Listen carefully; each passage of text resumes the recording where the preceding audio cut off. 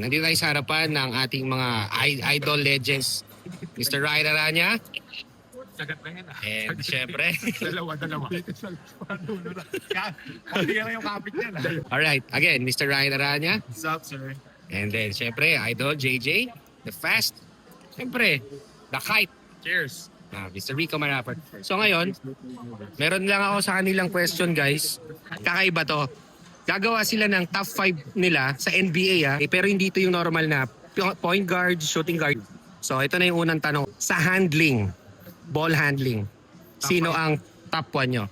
Siyempre, dyan ang Iverson, Magic Johnson, Kyrie. So, sa'yo. AI, syempre. AI. Number 1 yan. No? AI. Isaiah Thomas. Isaiah Thomas. Kyrie Irving ako. Bakit ba Kyrie Irving? Kyrie. Sa pinaka, yung shifty moves. Kyrie Irving. Panoorin niyo yung mga highlights na Isaiah Thomas yung prime niya. Nag-associate kung saan nakuha ni Kyrie Irving yung mga... Ayan na, nagka-debate pa. So, ibig sabihin, idol ni Kyrie Irving si... Hindi naman, pero may influence yun. Influence. Isaiah Thomas, di mo na panood yung mga highlights. I know, Isaiah Thomas. Pag sinabi mong crossover, isa lang yan. Allen Iverson. Wala nang ibang makakapag-distinguish yan. May Allen Iverson na crossover. Siya gumawa. Alright. Next question, syempre. Shooting. Sino sa shooting? Curry. Steph Curry? Steph Curry. Steph Curry? Ibahin natin Ray Allen ako. Talaga?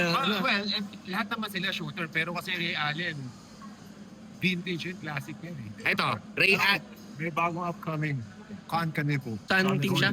Hornets. Siya yung may record na youngest na naka-achieve ng numbers. Para siya game on the line. Steph Curry or Ray Allen?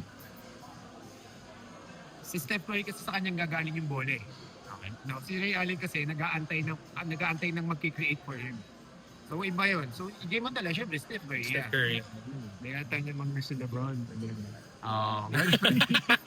Hinantay ko. Wala kang loyalty. Hindi kasi game on the line. Hindi mo Reales sa may game of the line. Hindi, Maging shooter Steph kasi Curry yung ka. sinasabi kung shooter eh.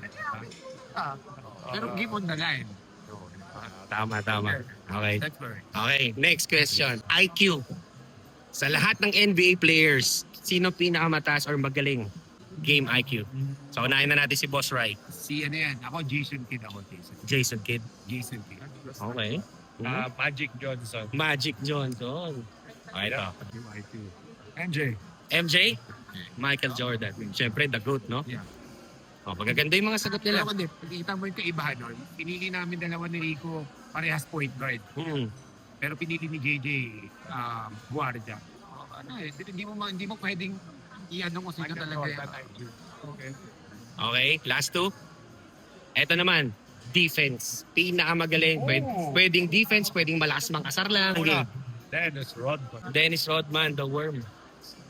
Sino yung sa San Antonio? Bruce Bowen. Ano yun? Bruce Bowen. Okay. Dalawa yun. Bumantay kaya na yun. Hindi mo pa yata naabutan yung San Antonio Spurs. Ako si Malice in the Palace. Ron Artest. Oo nga, Meta World Peace. Yes, Ron Artest. Oo. Pero siya talaga. Pikon. Pero pag siya nabi ko, nalulutok yun. Okay, ito. Last but not the least. Killer Instinct. Killer Instinct. Kobe Bryant. Kobe. Mamba mentality. Mamba mentality. Michael Jordan. Michael Jordan. MJ. Ako MJ fan, pero for me, Kobe. Killer Instinct. Mamba mentality. Para siyang pin-upgrade na Jordan din kasi. Parang ganun. So, dalawang MJ, isang Kobe.